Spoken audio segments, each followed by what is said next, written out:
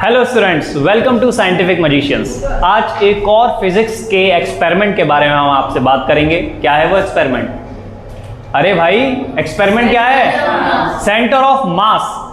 हम centre of mass के बारे में बात करेंगे, लेकिन उससे पहले इसके बारे में आपको दिखाते हैं इसमें क्या क्या प्रॉब्लम्स होती हैं, इसका मतलब क्या होता है। स्टार्ट करते हैं, ठीक है।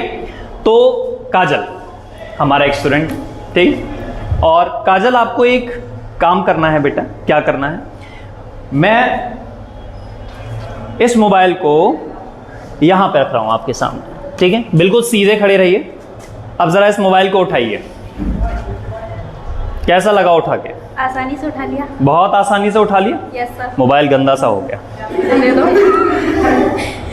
कोई बात नहीं। अब एक काम करिए, दीवार से चिपक जाइए।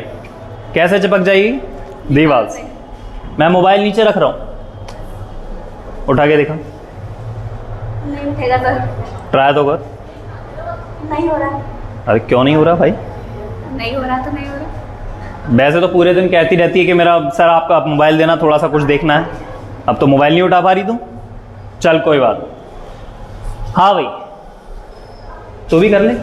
तू देख, मैं यहाँ पे, सुन, पीछे चिपक जा बिल्कुल। अरे इधर से नहीं, इधर आ, इधर आ। ये दीवार है, ये दीवार है, समझ गई? अब जरा मोबाइल नीचे रख रहा हूँ। उठा बेटा, उठा। अरे उठा बेटा। नहीं उठेगा। नहीं उठ रहा? क्यों नहीं उठ रहा? नहीं उठ रहा। चलो कोई बात नहीं, एक और एक्सपेरिमेंट करते हैं इसी में। हाँ भाई, एक काम करो, तुम में से कौन आएगा? हाँ भाई गुलाटी, इधर आ जा। आ जा भाई, आ जा। तेरे लिए एक और एक्सपेरिमेंट बढ़िया सा। क्या करना है तुझे? कुछ नहीं करना। क्या करना है? कुछ नहीं करना। हाँ, इधर आ गया थोड़ा सा। जरा जरा कुछ नहीं करना। एक जानवर का नाम सुना होगा तूने, ठीक है? ठीक है, उस जानवर की तरह तुझे अपनी एक टांग ऊपर ले जानी है। ले जा जरा। कैसा लगा? कैसा लगा? अच्छा लगा? मजा आया? बढ़िया लगा। देखो भाई, अब एक काम कर, दीवार से चिपक जा। बिल्कुल चिपक जा। पैर सीधे कर ले, उधर खिसका। हाँ बस, खिसका लिए, खिसका लिए। अब ले जा ऊपर टांग। टेढ़ा हो जा। टेढ़ा हो जा। सीधा ही रहना तुझे।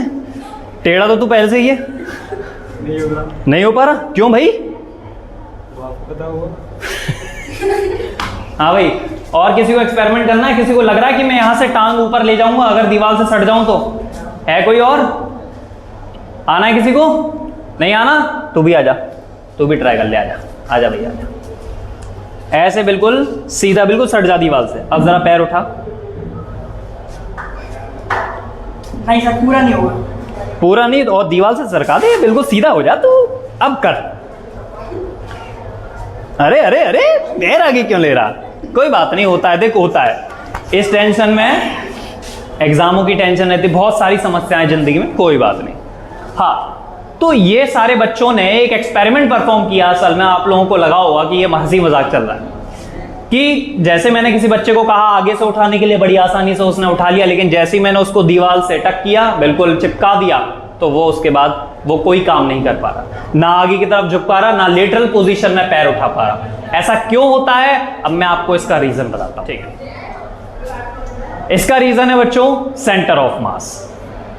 सेंटर ऑफ मास असल में क्या है? जैसे मेरा एक शरीर है, ये मैं अगर सीधा खड़ा हूं तो मेरा पूरा जो मास है पूरा मेरे सेंटर पे है। मतलब सेंटर कहां होता है मैं बताता हूं आपको। हर एक फिगर का एक सेंटर होता है जहां पे उसका पूरा मास डिपेंड करता है। मैं अभी खड़ा हुआ हूं तो मेरे पैरों पे पूरा सेंटर है, पूरा बिल्कुल सीधा इरेक्ट पोजीशन में खड़ा हूं, सेंटर बिल्कुल पैरों पे है, ना मैं इधर जाऊंगा ना उधर जाऊंगा, आराम से मेरे को अच्छा लगेगा और मैं चलता रहूंगा, कोई दिक्कत नहीं। लेकिन जैसे ही मैं आगे मुड़ूंगा तो मेरा सेंटर ऑफ मास शिफ्ट हो जाएगा। सेंटर ऑफ मास एक तरह का पॉइंट होता है, एक ऑब्जेक्ट का हर एक पॉइंट होता है। वो पॉइंट ऐसा पॉइंट है जो पूरा मास शरीर में एक ही जगह कहां कॉन्सेंट्रेट हो रहा है, कहां फोकस हो रहा है, जिसकी वजह से उसका शरीर एक दूसरी पोजीशन को बैलेंस कर पा रहा है।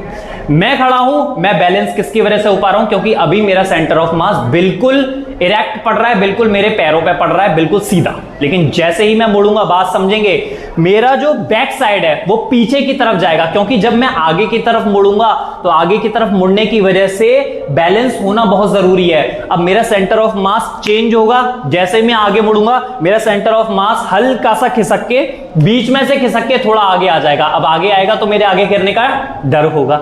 अब आगे गिरने का डर रहेगा तो मुझे थोड़ा सा पीछे क्या होना पड़ेगा। जब मैं पीछे होऊंगा तो पीछे और आगे दोनों साइड एक सेम पोजीशन होने की वजह से मेरा सेंटर ऑफ मास शिफ्ट भी हो जाएगा और क्या हो जाएगा, सेम इक्वल हो जाएगा, कांस्टेंट हो जाएगा, यानी अब मैं नहीं गिरूंगा।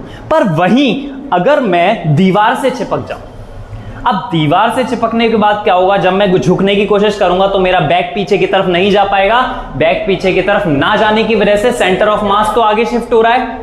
अब उसे तो सेंटर ऑफ मास को तो कोई मतलब नहीं है, उसे तो शिफ्ट होना पड़ेगा कैसे भी करके। अब वो आगे शिफ्ट होगा, मैं पीछे हो नहीं पा रहा, इसका मतलब क्या है, मैं एक स्टेबल कंडीशन नहीं शो कर पा रहा, और स्टेबल नहीं हो पा रहा, मैं रुक नहीं पा रहा, जिसकी वजह से मैं पीछे नहीं जाऊंगा तो मुझे ऐसा लगेगा कि मैं आगे की तरफ जा रहा हूं और आगे मेरा गिरने का डर रहेगा।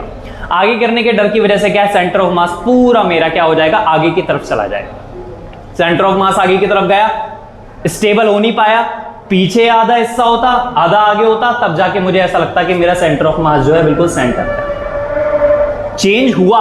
लेकिन आगे और पीछे होने की वजह से, दोनों साइड की वजह से वो स्टेबल कंडीशन को शो कर गया। बात समझ में आई?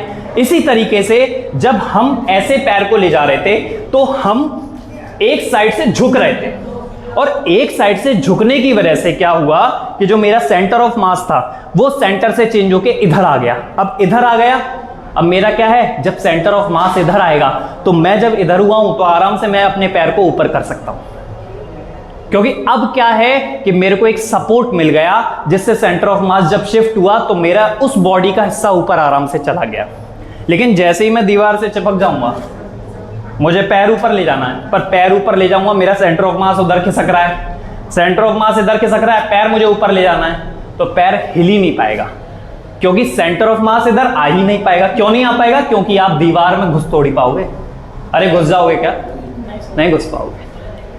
बात समझ में आई? तो यही सेंटर ऑफ मास का कॉन्सेप्ट है। आप सभी को सेंटर ऑफ मास बहुत अच्छे से क्लियर हो गया होगा, क्या होता है इसका मतलब, और हम इस सेंटर ऑफ मास में कौन कौन सी चीजें परफॉर्म नहीं कर सकते।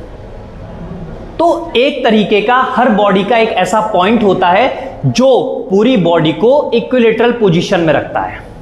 अब मैं बताऊं, आपने जितने भी फिगर देखे होंगे, ट्राइंगल हो गया, सर्कल हो गया, सभी फिगर्स का जो सेंट्रॉइड होता है वो उनका सेंटर ऑफ मास होता है। ट्राइंगल चाहे सीधा हो चाहे टेढ़ा हो, उसका कोई ना कोई एक सेंट्रॉइड जरूर होता है। सेंट्रॉइड तो बना सकते हैं सब लोग, और सेंट्रॉइड बनाने के बाद जिस पॉइंट पे वो सेंट्रॉइड रुका है उसी पॉइंट पे उसका सेंटर ऑफ मास बन जाता है। बात समझ में आई सभी को? क्लियर हुआ? तो बस आज के लिए इतना ही, मिलते हैं आपसे इसके अगले एक्सपेरिमेंट में। अगर ये वीडियो आप सभी को पसंद आई हो तो इसे लाइक करें, शेयर करें, सब्सक्राइब करें। Thank you very much.